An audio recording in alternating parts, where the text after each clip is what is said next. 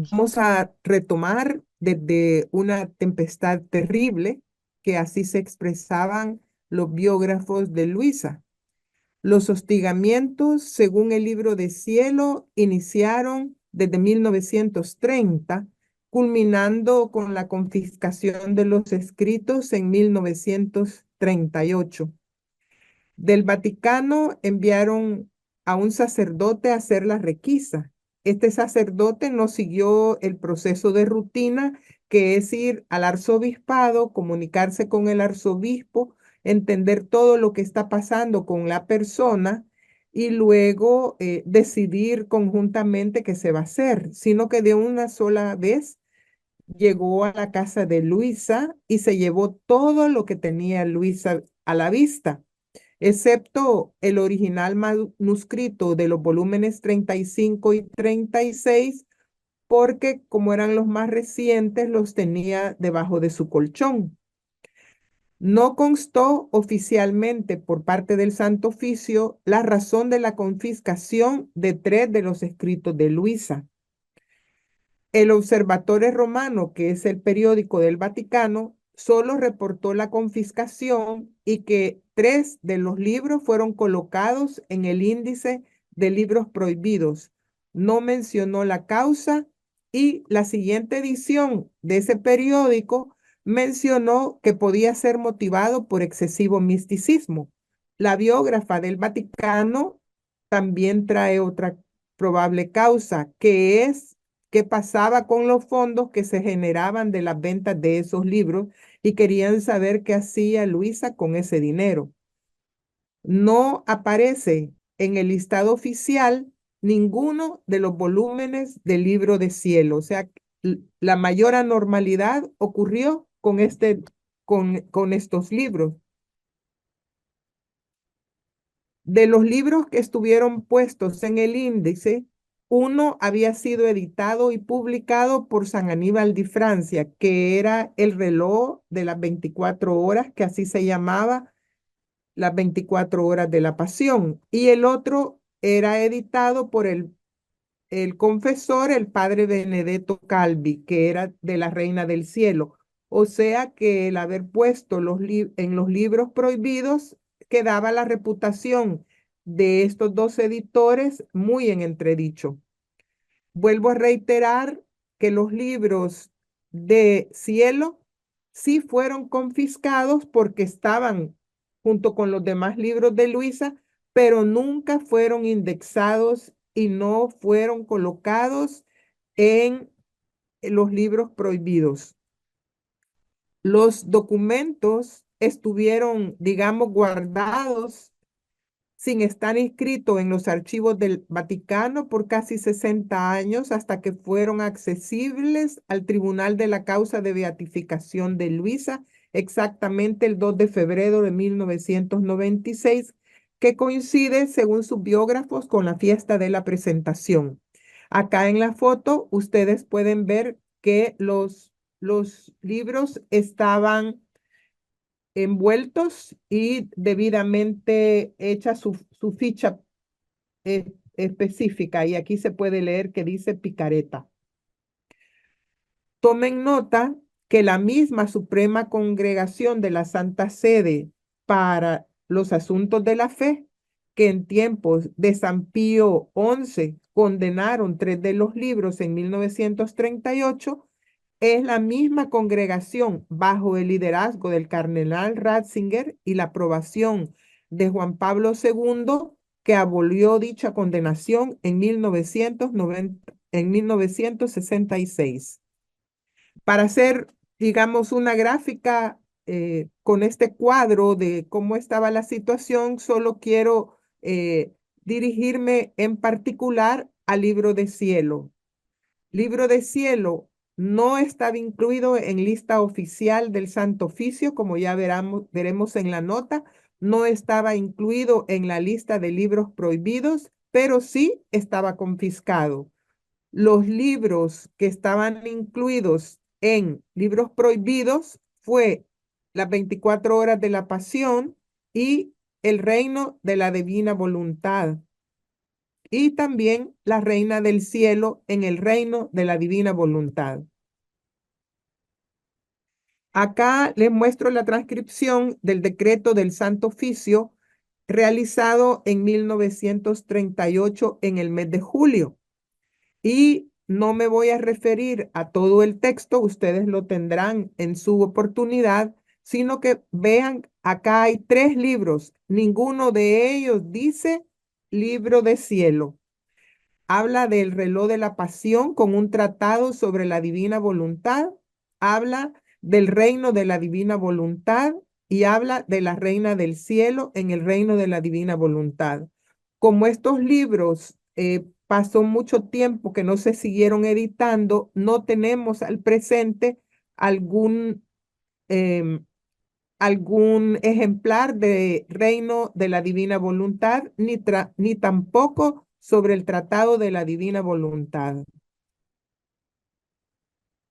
¿Qué dice el libro de cielo sobre los libros? Acá les presento un dato muy impactante porque en 1929 se habían extraviado parte de los volúmenes.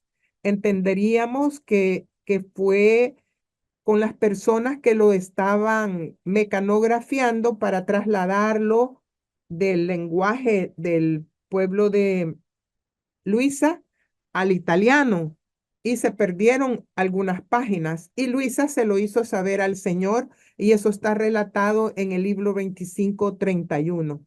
El Señor le dice, si supieras cuánto sufro en cada verdad que con tanto descuido han extraviado en estos volúmenes, siento darme la muerte y tantas muertes por cuantas verdades había dentro. Y no solo eso, sino la muerte a todo el bien que dichas verdades deberían llevar, la muerte a la gloria que debían darme. Y vean cómo se expresa el Señor, pero me la pagarán con tanto fuego de más en el purgatorio por cuantas verdades han extraviado. Pero debes saber que si no usan todos los medios para encontrarlos, porque quiero su cooperación, yo no haré el milagro que algunos quisieran para que los encontraran. Y esto por castigo de su negligencia, porque Luisa le pedía que realizara un milagro para que los documentos aparecieran.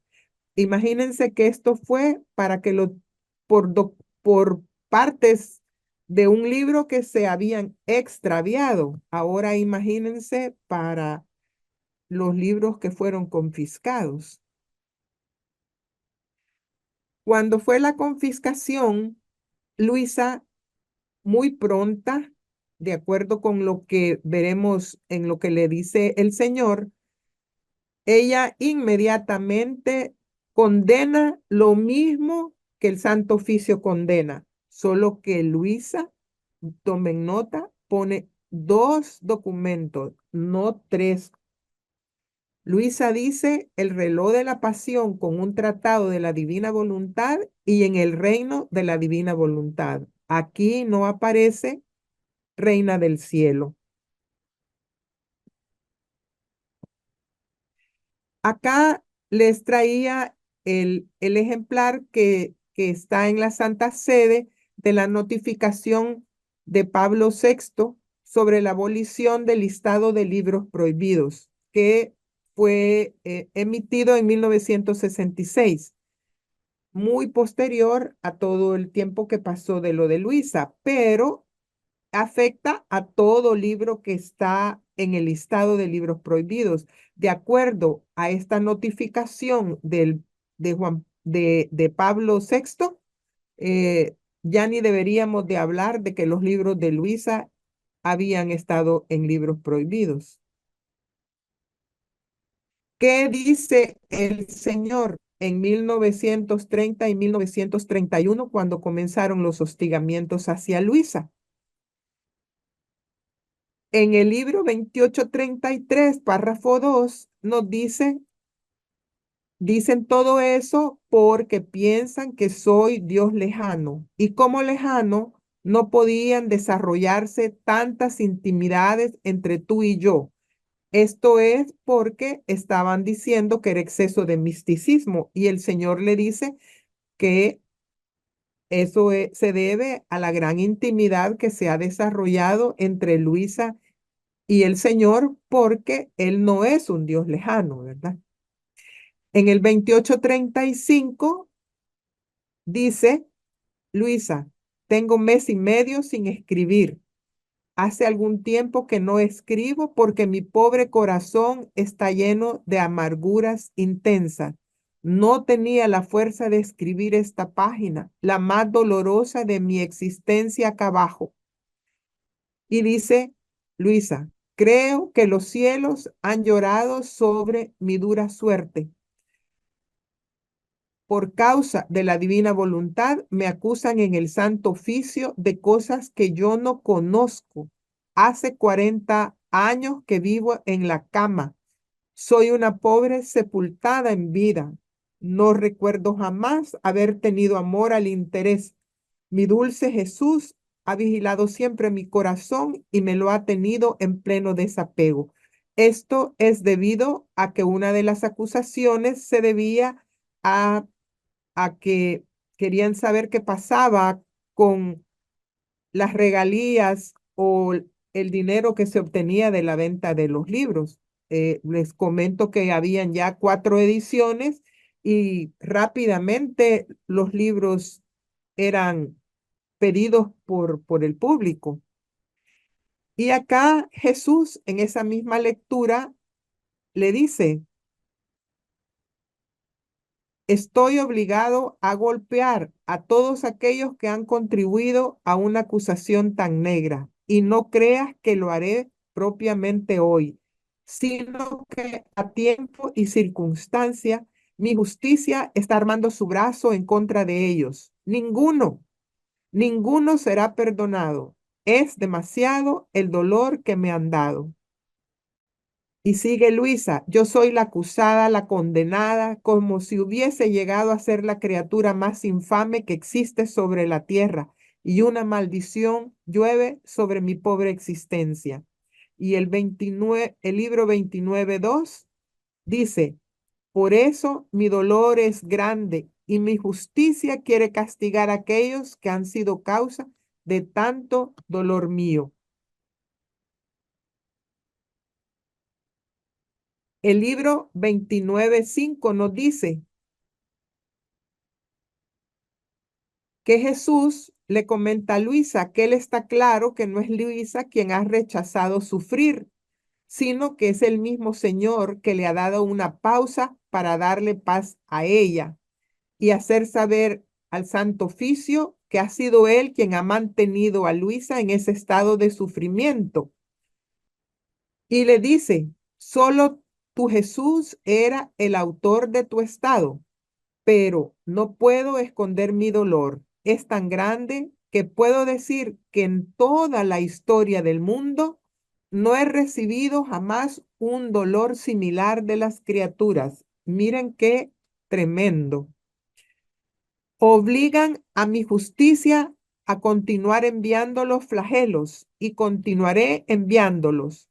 Te lo decía antes, que si llegase a tenerte suspendida de tu estado de sufrimiento un solo mes, sentirán y verán cuántos castigos lloverán sobre la faz de la tierra. Y esto es porque querían quitar también la presencia del confesor, pero el confesor era quien hacía retornar a Luisa de su habitual estado. Y con eso obligaron al Señor a que Luisa no actuara en su rol de puntal de la justicia.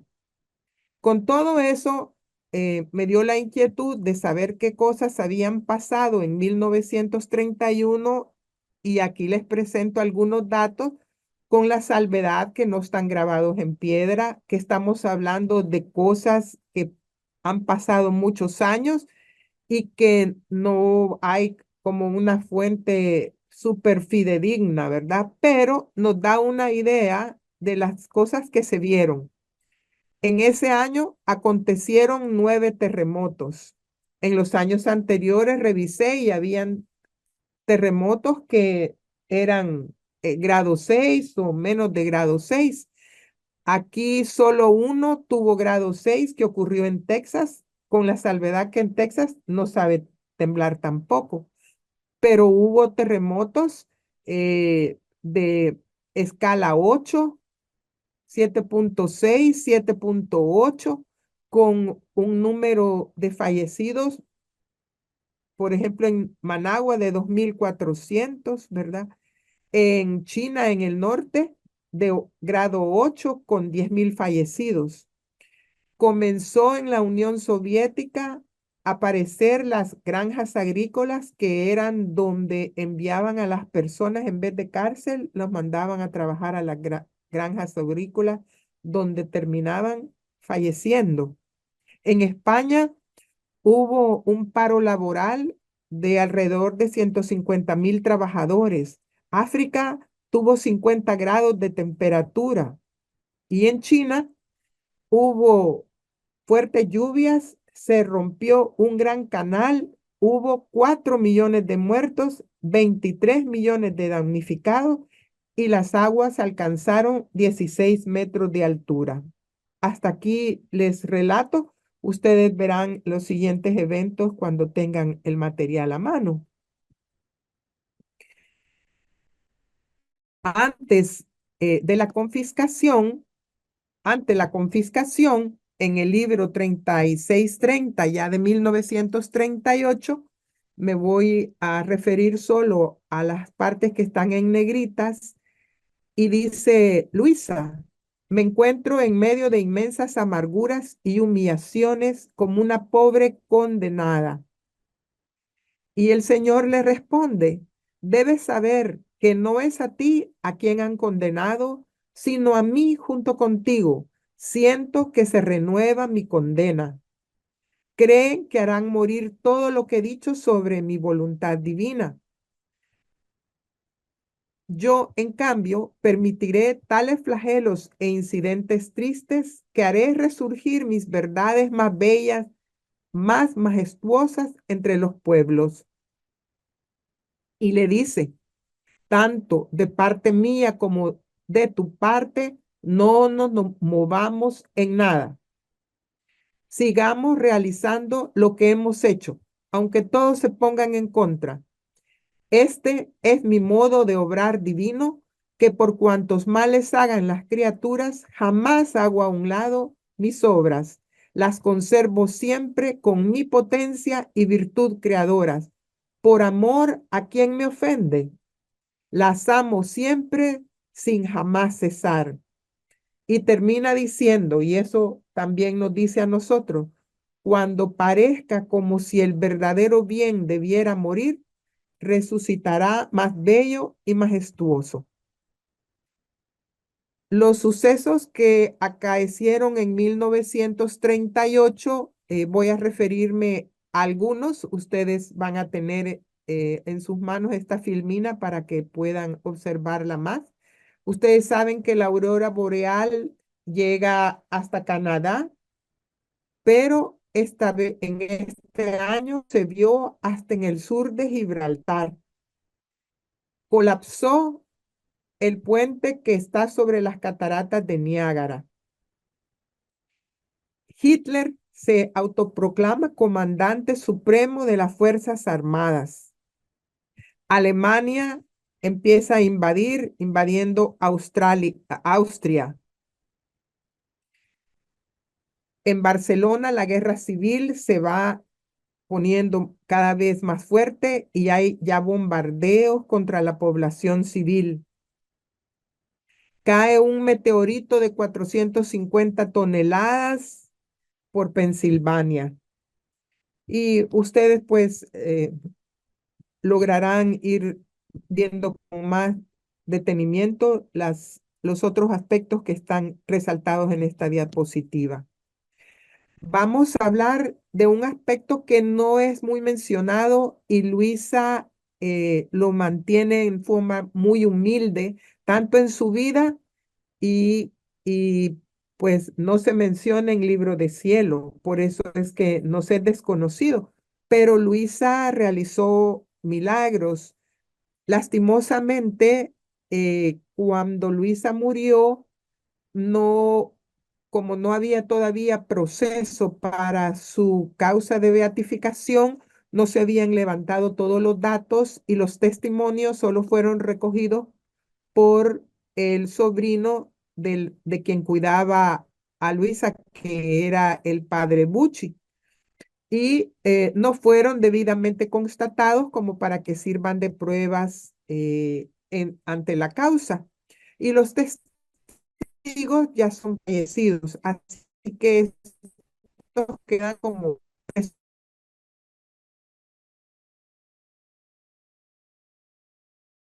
presuntos milos. Pero son es que hizo el padre Bucci fue entrevistando precisamente a los testigos más inmediatos.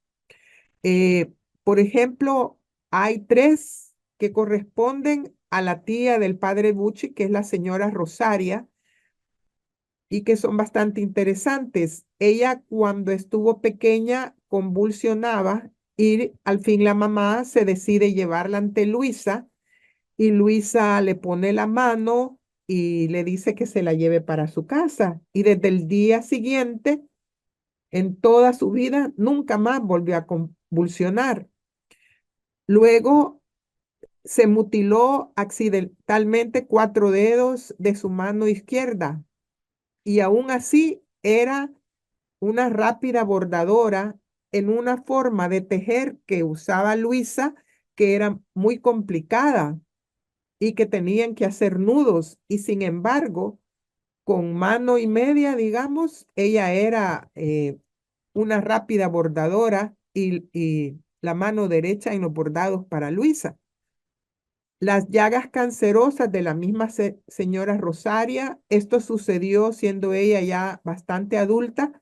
El padre Bucci fue testigo, dice que las llagas eran tan purulentas que hasta caían sobre el plato en el que comía la misma señora Rosaria, de tal manera que ella decidió acudir al médico y el médico le dijo que eran llagas cancerosas, también le dijo que podían ser lepra y con esos diagnósticos llegó bien enojada donde Luisa y Luisa le reprochó que por qué no había acudido primero al Señor, sino que había acudido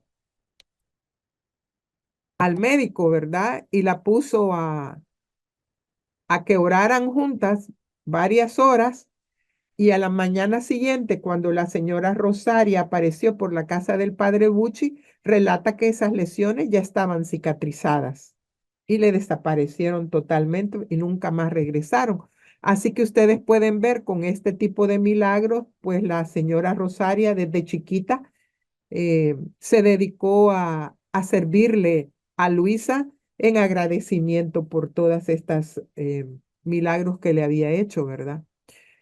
El, el padre Bucci, él mismo fue objetivo de uno de los milagros porque queriendo salvar a un compañero se metió a un mar embravecido y se golpeó contra las rocas y como no podía nadar, invocó a Luisa, la santa, pidiendo que lo salvara y, de- luego de todo eso, Luisa incluso le dice que se va a hacer cura y como sabemos terminó haciéndose sacerdote. Este es bien interesante.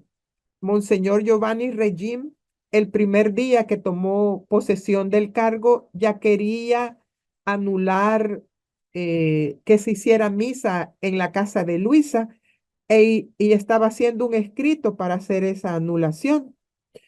Estaba firmándolo y le dio parálisis de la mitad del cuerpo. No hablaba y por supuesto no movía la mano derecha para firmar el documento. Ahí mismo a señas, no sabemos cómo fueron esas señas, que la gente que estaba con él lo llevó a donde Luisa. Eh, Luisa, nomás el carro se paró, dijo de que era Monseñor quien llegaba y lo subieron dos sacerdotes hasta el apartamento de Luisa y al nomás entrar, Luisa le pidió la bendición, a lo que el Monseñor levantó la mano y ahí se dio cuenta que podía levantar la mano y ya pudo hablar y la parálisis se desapareció. Estaba curado. De más está decir que era de los visitantes asiduos de Luisa y que el confesor, contrario a lo que quería al inicio Monseñor, el confesor pudo actuar con toda tranquilidad durante todo el tiempo que fue arzobispo de Trani, Monseñor Reguín. Hubo un pariente también de ellos, que es un soldado fallido que fue reclutado para la guerra y este joven era muy necesario para la familia porque se habían vuelto indigentes y necesitaban fuerza de trabajo. Así que este hermano Francisco, si se iba para la guerra, la familia iba a quedar en la pobreza más grande. Y entonces la mamá le pidió a la tía Rosaria que fuera donde Luisa y ya Luisa le dice a la tía Rosaria que ella ya sabía lo que estaba pasando y que no iba a ir a la guerra, pero durante 3 años lo estuvieron reclutando y siempre le aparecía un hinchazón del cuerpo, del cuello a la hora que lo examinaban. Así es que de inmediato le posponían el ingreso al ejército. Este es bien interesante, siempre dentro de la familia Bucci, que los padres de este niño, que eran los padres también del padre Bucci, se fueron a ver una obra de teatro y dejaron al niño en la casa. Cuando regresaron, el niño se había asfixiado y pues salieron corriendo y lo llevaron a donde Luisa, quien se lo puso en las piernas y le dijo que lo llevara a dar de comer, ¿verdad? El niño inmediatamente había resucitado.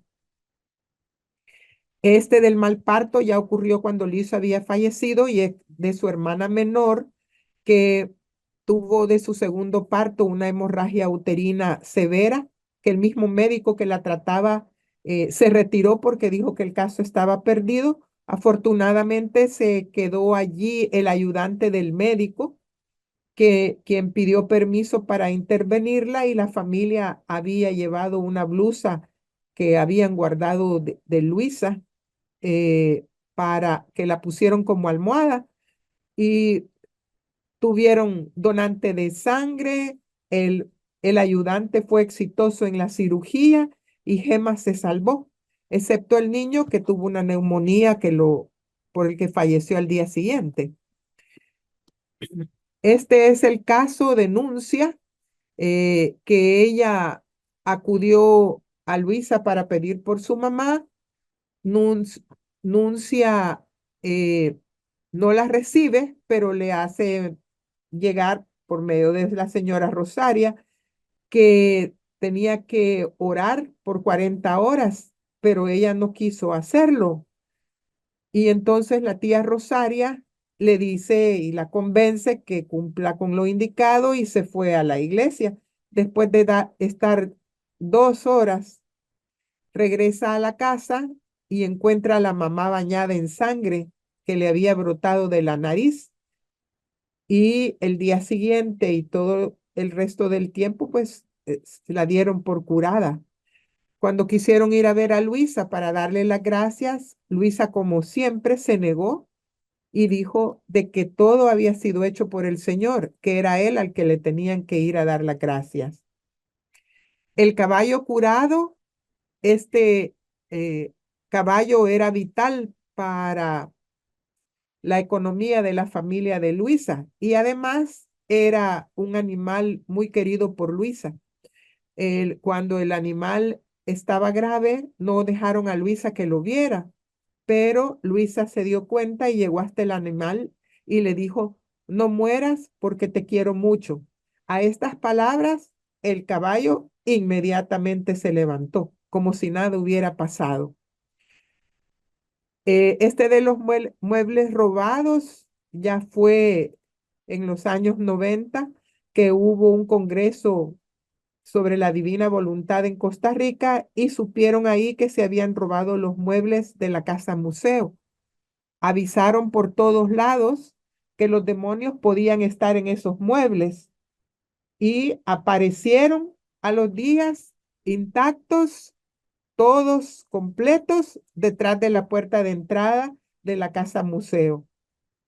Y este del joven resucitado, no hay datos del nombre, pero sí está consignado el caso en las cartas de San Aníbal de Francia. Al joven lo encontraron en un charco de sangre. La madre, al saberlo, lo primero que hizo fue ir a tocar la puerta de la casa de Luisa y le gritó que habían matado a su hijo. Y Luisa le hizo saber a la madre que él fuera a recoger a su hijo, que el Señor se lo devolvía. Estos eran partes de las trovas que cantaban en el pueblo en honor de Luisa. Y San Aníbal de Francia, cuando estaba ya grave, le escribió a Luisa que para ella era fácil hacerle recuperar su salud porque hasta había resucitado a un joven con las oraciones de Luisa. La carta tiene fecha del 5 de mayo de 1927. Sobre la muerte de Luisa. Las fotos hablan por sí mismas, ¿verdad? No cabe aquí una persona más. Luisa murió cuando tenía 81 años, 10 meses, 11 días, en la mañana del 4 de marzo de 1947, después de 15 días de enfermedad, la única seria certificada en su vida por una fuerte pulmonía. La enterraron, como ustedes ven, hasta el 7 de marzo, porque era tanta la gente que la quería ver, que eran colas de la gente del pueblo y de los pueblos vecinos. Relatan, y esto está relatado por su confesor, que no desarrolló rigor mortis, se movían sus miembros, podían abrirle los párpados, los ojos estaban acuosos y fue necesaria una junta médica para certificar su muerte, pues creían que podría estar en su habitual estado. Tuvieron que hacerle una urna especial, aquí tenemos una foto, para que se pudiera trasladar, porque ella siempre, con 40 años de permanecer en la misma posición, con 60 años casi de permanecer en la misma posición, pues ya su columna estaba doblada. Y su entierro fue apoteósico. Su primera tumba fue la capilla particular de la familia de su último confesor por 20 años, la familia de don Benedetto Calvi. Y sus restos fueron trasladados en 1967 a la iglesia Santa María Greca de Corato. Esta fue una acción de Rosaria que tuvo el valor de ir hasta la Santa Sede y hasta el que hoy se llama dicasterio de la Congregación de la Fe para pedir que autorizaran el traslado de los restos de Luisa a esta iglesia. El traslado contó con todos los permisos eclesiales. Después de su muerte, lo primero que acontece es que en 1948 el arzobispo la declara sierva de Dios. Entonces, Luisa es sierva de Dios. Esta es la estampita que se emitió en esa ocasión y tiene el imprimatur del arzobispo Reginaldo Adasi.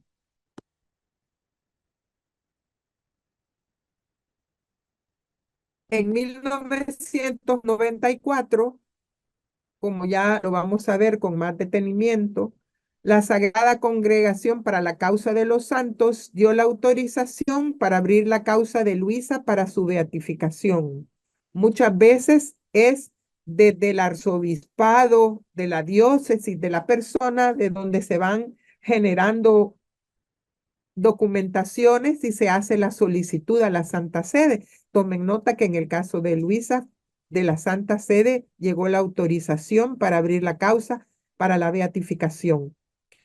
Solicitan completar el proceso de revisión de la vida de Luisa según el canon vigente, realizando la parte diocesana del proceso. También en 1995, la editorial Vaticana publica en italiano la biografía oficial de Luisa titulado El Sol de mi voluntad, escrita por la experta en vida de santos María Rosaria del Genio, y es editado en casi todos los idiomas principales del mundo. En el 2005, la causa diocesana de Luisa fue finalizada con el cierre del caso con resultado favorable por el arzobispo de Trani, en ese entonces, Monseñor Pichieri, siendo entonces que la causa de Luisa se envía a Roma. Muy interesante que sepamos que el libro que se edita desde el Vaticano consta con un prefacio, auditoría del cardenal José Saravia Martins, que era el prefecto emérito de la Congregación para la Causa de los Santos durante dos papados, ¿verdad? El de San Juan Pablo II y el de Benedicto XVI.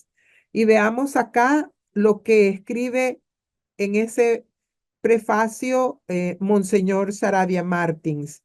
El profundo testimonio de Luisa Picarreta dirige a la gente a una unidad profunda con Dios. Vivir en la divina voluntad, el principal aspecto de las revelaciones de Luisa, es la manera real en el cual el Hijo Jesús vivió en la tierra, trayendo con él la vida de cielo. Luisa transforma su corazón completamente en la morada solo para Dios. Aquellos que la conocieron se sintieron llevados a la verdad del cielo, y es precisamente en la vida diaria que la misericordia de Dios busca a la humanidad para restaurar en ellos la inocencia del Edén. Esto consta en la página 10 y 11 del libro El Sol de mi voluntad. Y hay un epílogo en ese mismo libro escrito por Monseñor Pichieri y dice: fuente de gran maravilla es la vitalidad evidente en grupos que están a miles de kilómetros de Corato, tierras donde la cristiandad es nueva aún. Estoy pensando en esos grupos de Corea del Sur y en muchos grupos en Filipinas, y la divulgación que se lleva a cabo en Australia. Uno no puede olvidarse de los muchos grupos en los Estados Unidos, México y muchos otros países de Centro y Suramérica, así como de todos los nuevos grupos de fieles en Costa Rica, Nicaragua, Colombia y Venezuela, por ejemplo. Para recoger documentación para la causa de Luisa, se enviaron unas especies de encuestas para reconocer dónde habían grupos formados para Luisa, y este es una de las cuestiones que resalta Monseñor Pichieri en este libro. Y no solo fue allí, el mismo Monseñor Martins, cuando se dio el 149 aniversario del nacimiento de Luisa, o sea que podemos decir que los cardenales festejaron en en el aniversario del nacimiento de Luisa, dijo el 23 de abril del 2014: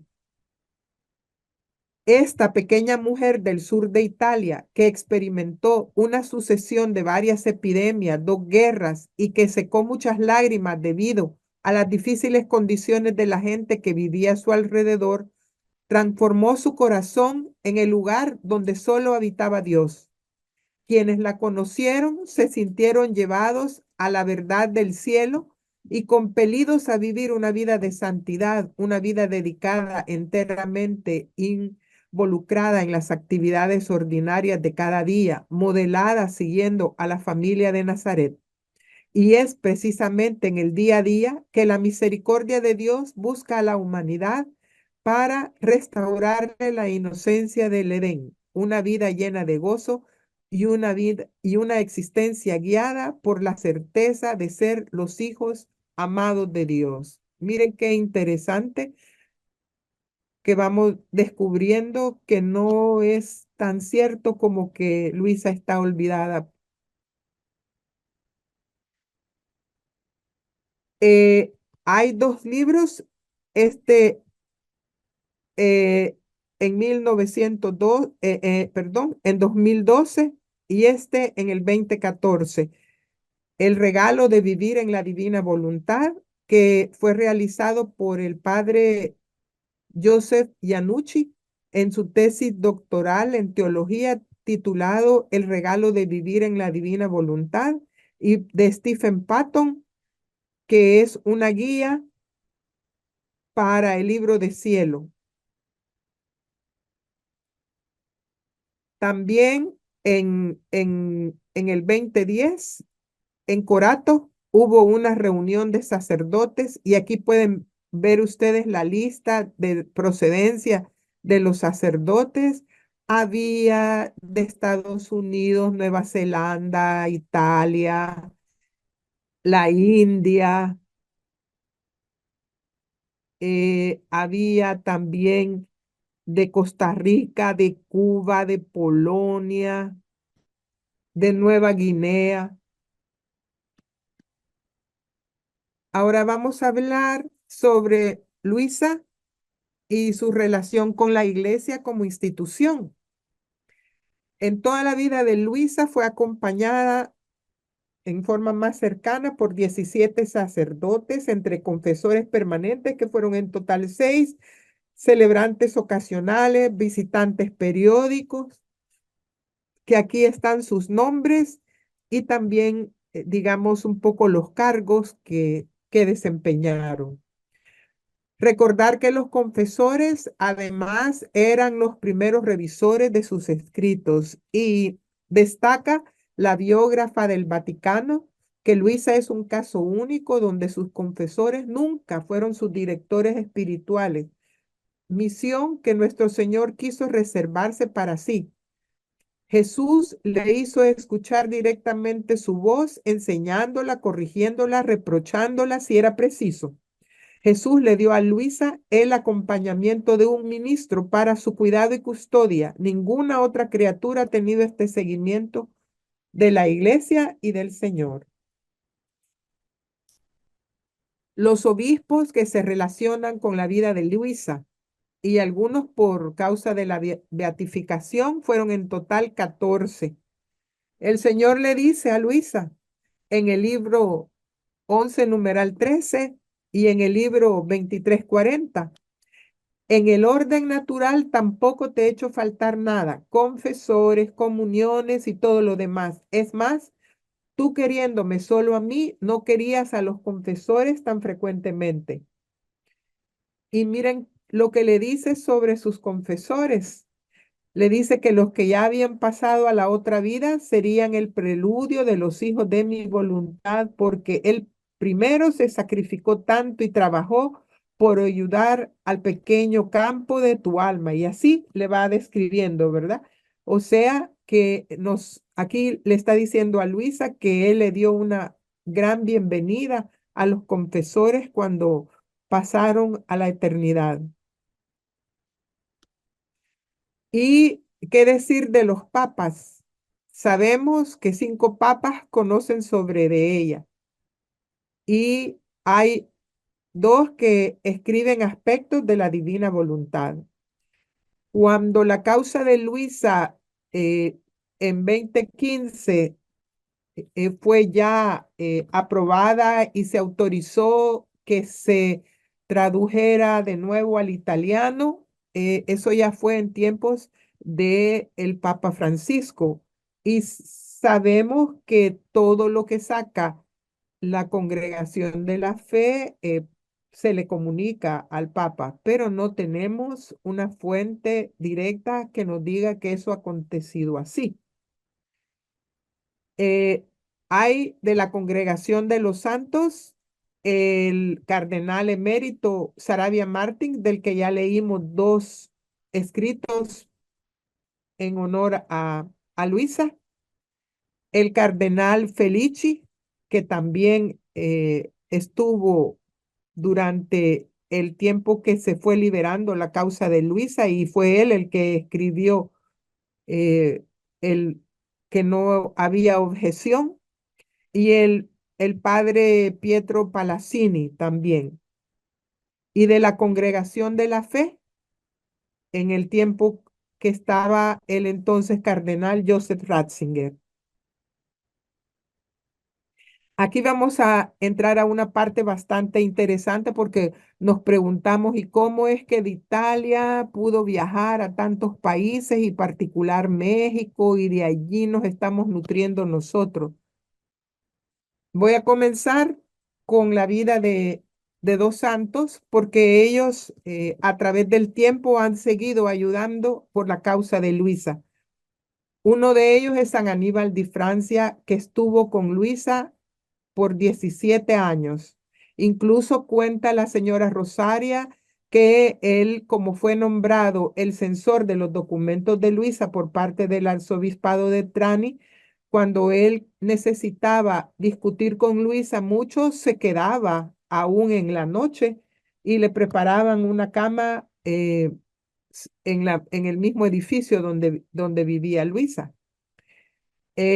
Luego él en las cartas que le dirige a Luisa, le cuenta que se dedicó de manera particular. Él prácticamente fue dejando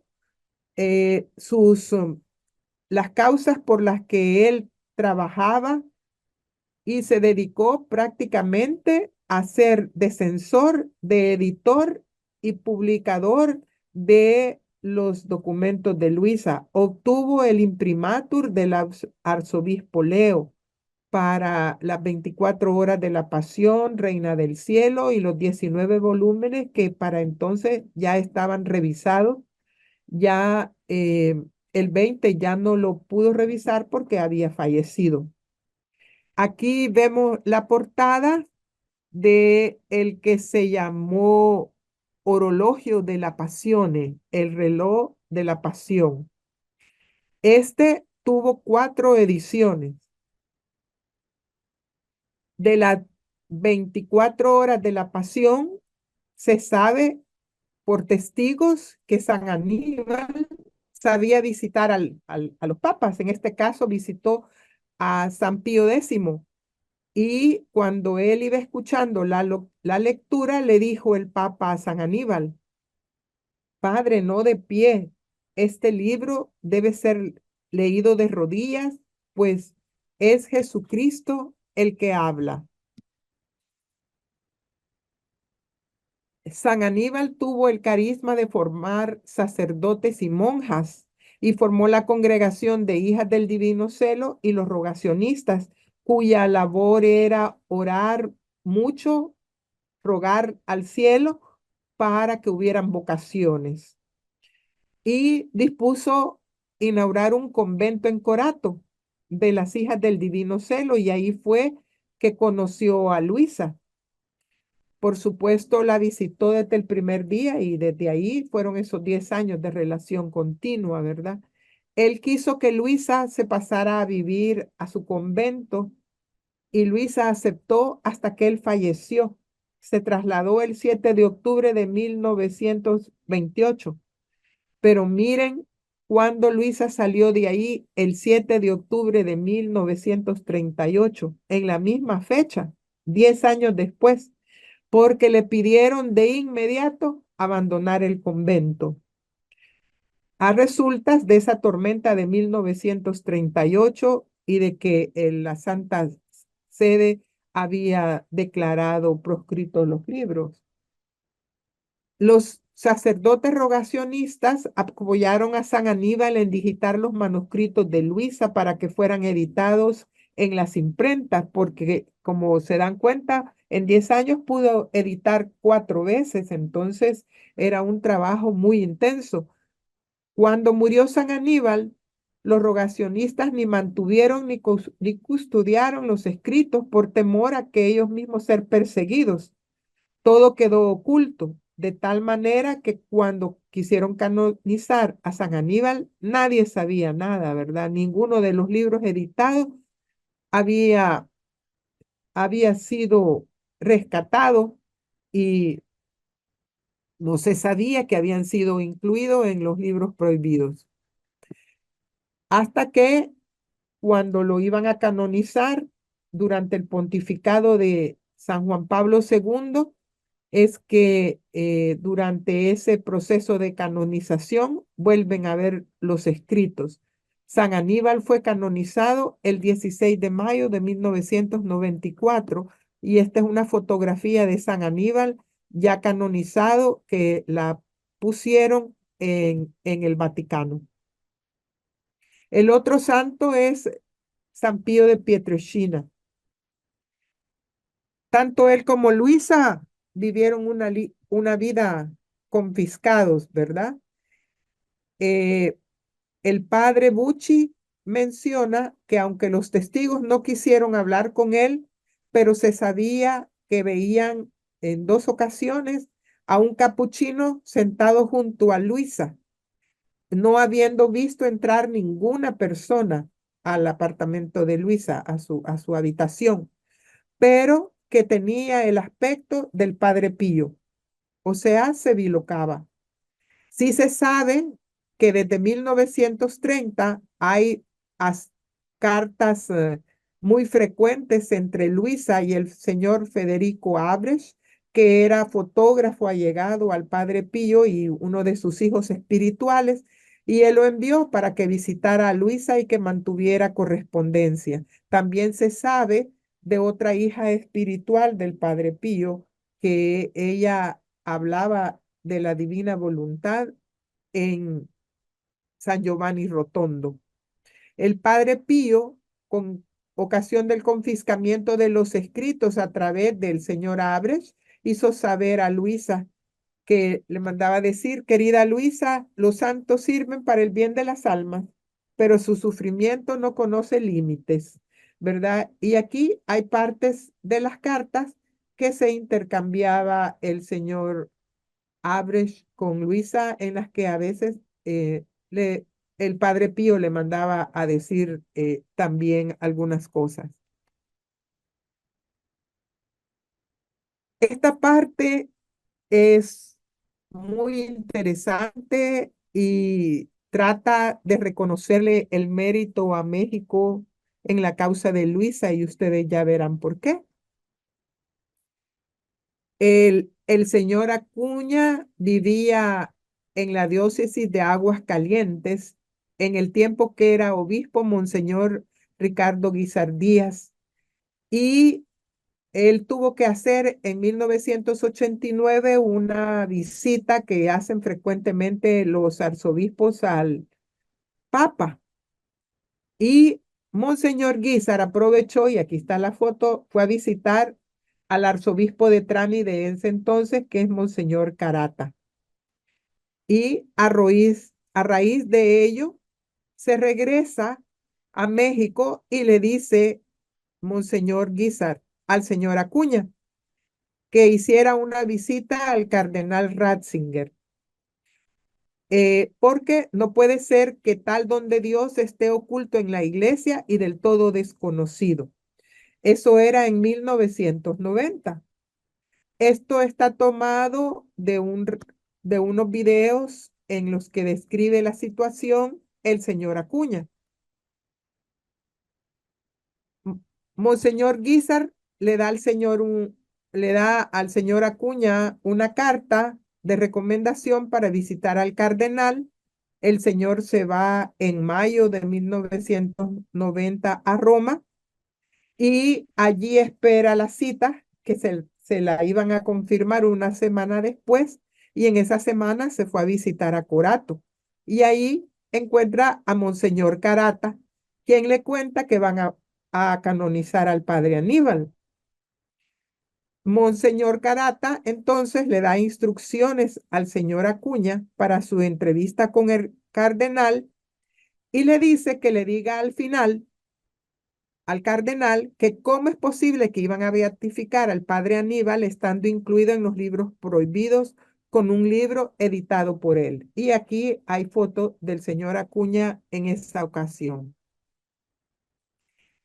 En el tiempo en que el señor Acuña estaba en Corato, y yo lo subrayo, apareció, porque miren cómo fue de providencial, apareció un libro de las 24 horas de la Pasión escrito en alemán, y ustedes saben que es el idioma materno del cardenal Ratzinger. Este libro estaba escrito en 1938 por el sacerdote especializado en místicos Ludwig Beda. También él debería de haber sido puesto en entrejuicio porque ese libro en alemán, si estaba dentro de los libros prohibidos, las 24 horas de la Pasión, pues tendría que estar también en entredicho esa traducción al alemán. Y eh, el señor Acuña logra la entrevista con el cardenal, le entrega una selección de libros de cielo y además ese libro de las horas de la Pasión. El cardenal Ratzinger le dijo que nunca había oído hablar de Luisa Picareta y cuando le preguntó que dónde estaban esos escritos, el señor Acuña le dice, pues esos escritos los tiene usted. Bueno, en la congregación de la fe, le dice. El cardenal Ratzinger le contestó que quizás no los habían visto bien y el cardenal Ratzinger obviamente se da cuenta de que cómo es que van a nombrar beato a San Aníbal, estando libros dentro de los libros prohibidos. Así es que se dedicó a estudiar los escritos de Luisa que le habían presentado para entender si no había temas de herejía de ellos.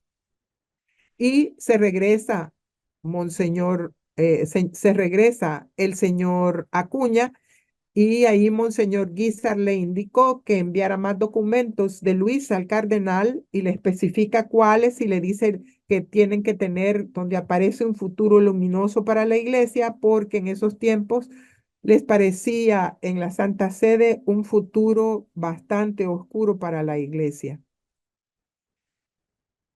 Posteriormente se llega a octubre de 1990, vuelve a ir Monseñor Guízar a Roma por un sínodo y le relató al señor Acuña que lo primero que encuentra en su habitación es la invitación a la beatificación del padre Aníbal y se dice a sí mismo, el único que sabe lo que está pasando aquí soy yo.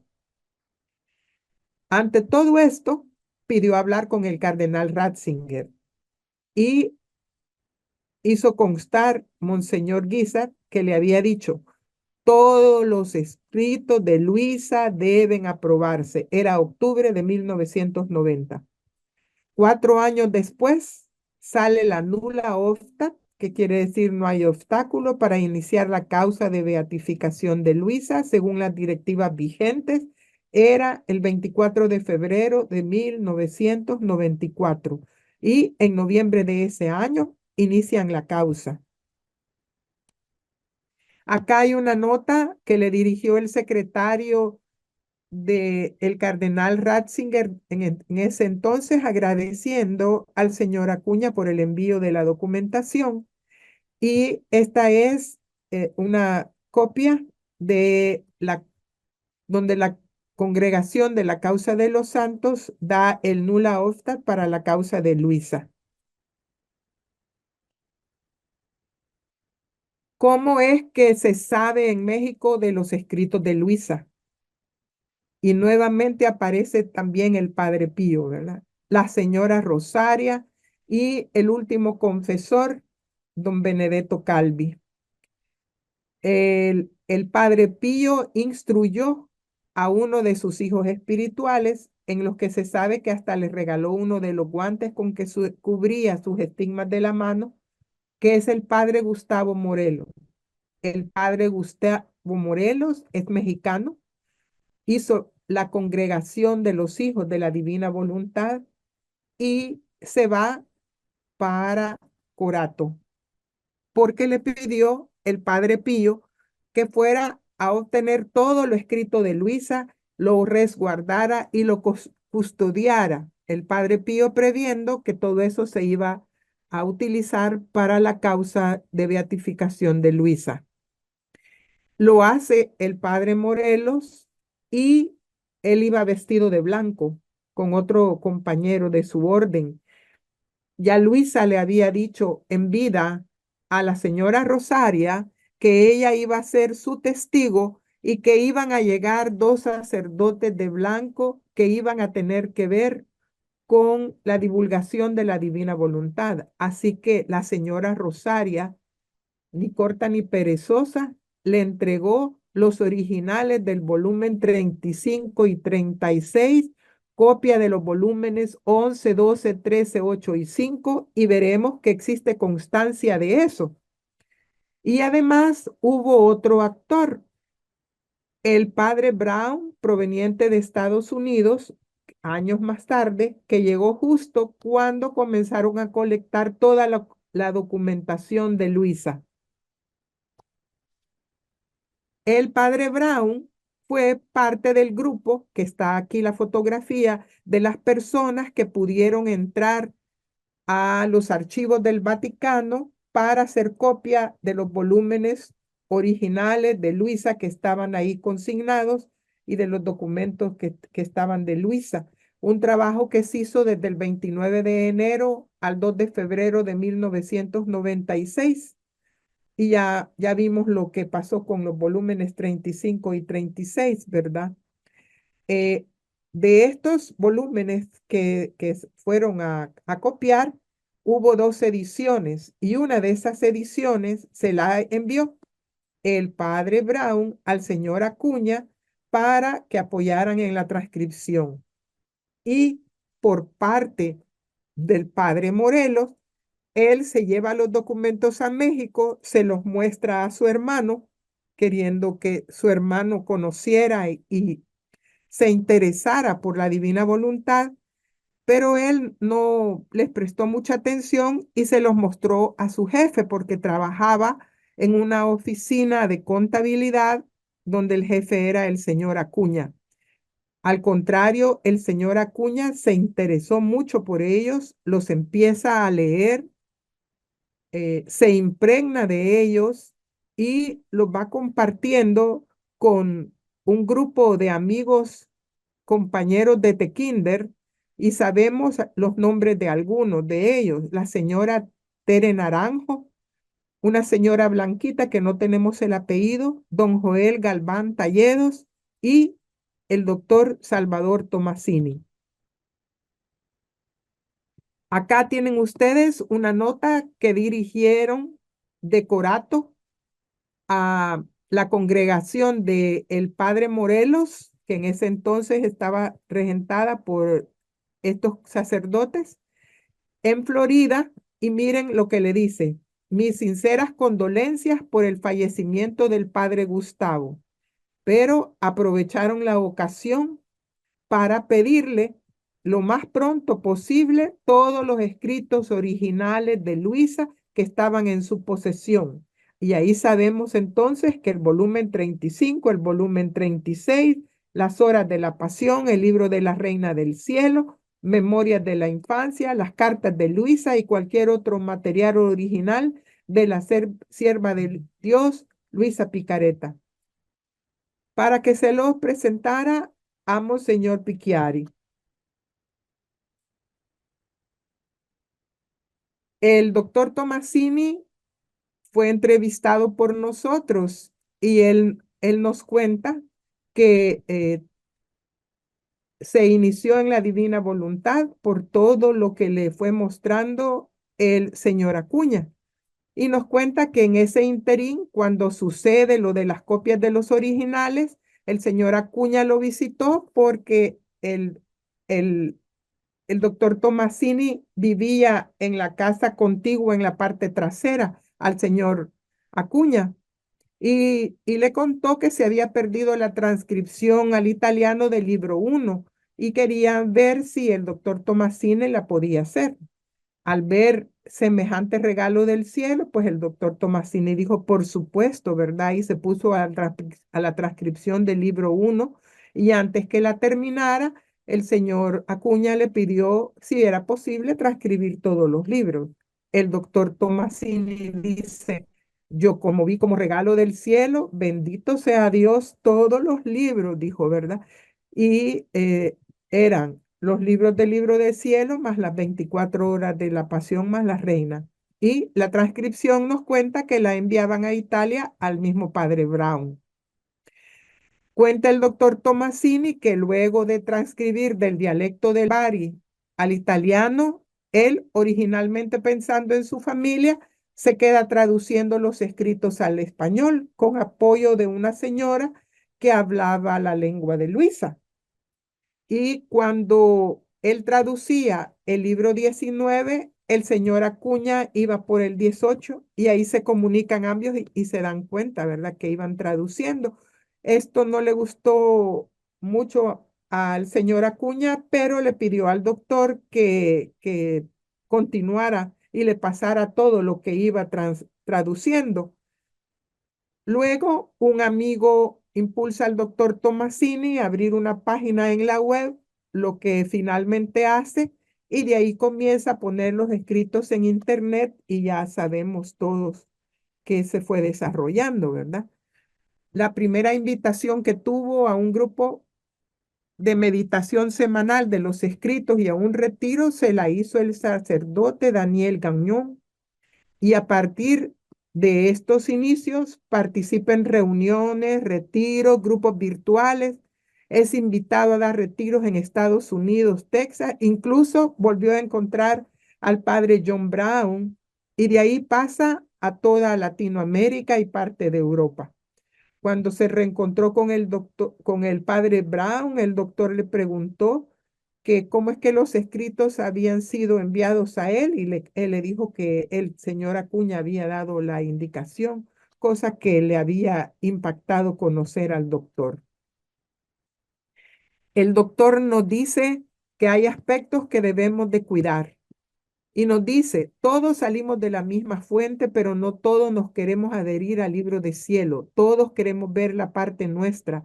No hemos abandonado el total de nuestras costumbres, ni átomo, ni sobra de voluntad humana. Debemos evitar distorsionar e impedir que las personas entren en este medio de la divina voluntad.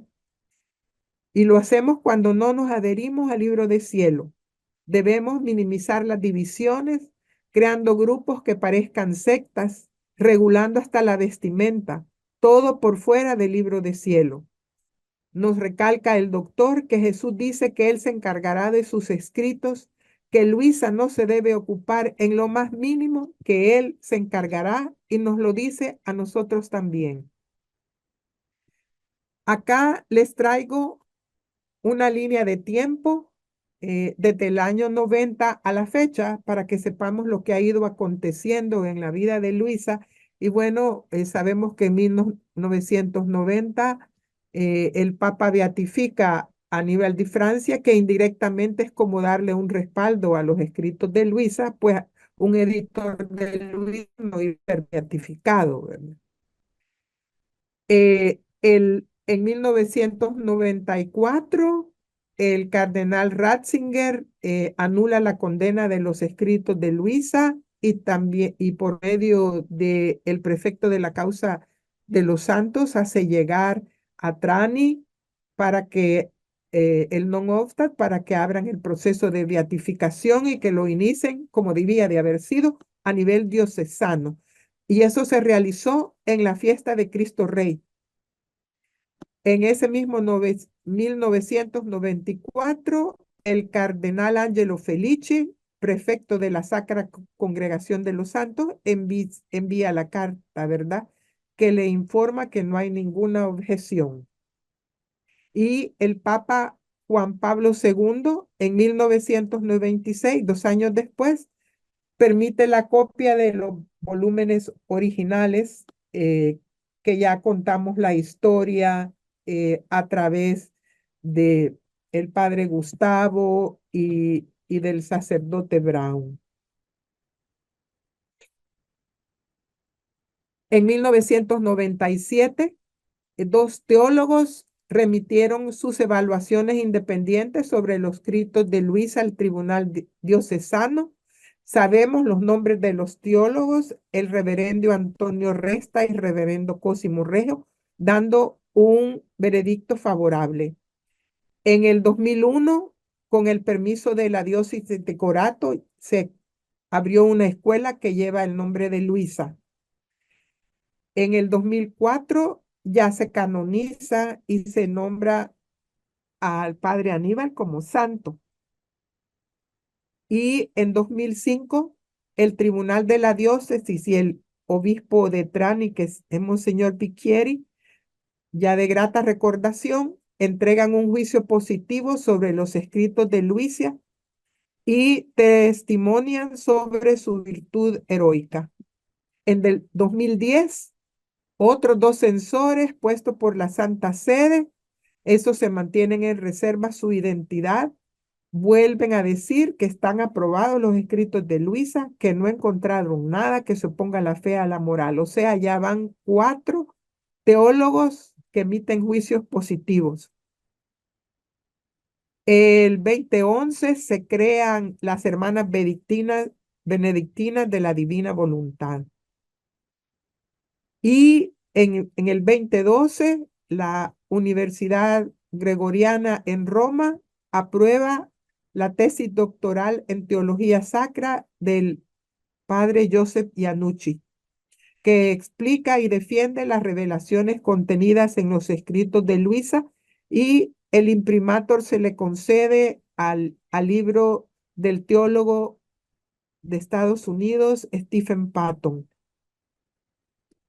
En el 2013 al 2014, el padre Joseph Iannucci comienza a disertar sobre su tesis y es recibido con elogios por casi 50 obispos, incluido un cardenal.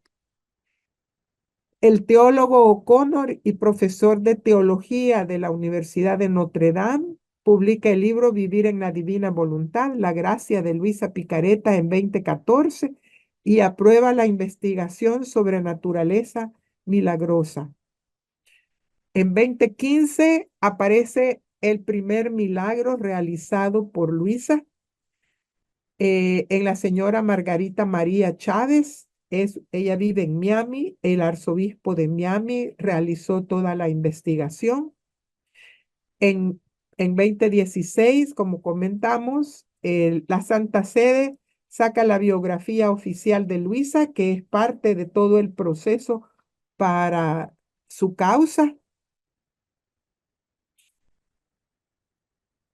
En el 2016 se vuelven a traducir todos los escritos al italiano eh, en Corato y se pretende formar la que se llamará la edición típica, lo cual aún no se conoce oficialmente. Esta versión sustituirá a todos los escritos que existan hasta la fecha, traducidos de los documentos de Luisa. En 2016, la misma editorial vaticana publica el Diccionario de Misticismo del padre Luyo Borriello, y en la página 1266 está dedicada unos párrafos a Luisa. En el 2018, el obispo de Brasil inicia la investigación oficial en su diócesis del segundo milagro atribuido a Luisa, ocurrido en Laudir Floriano Walowski.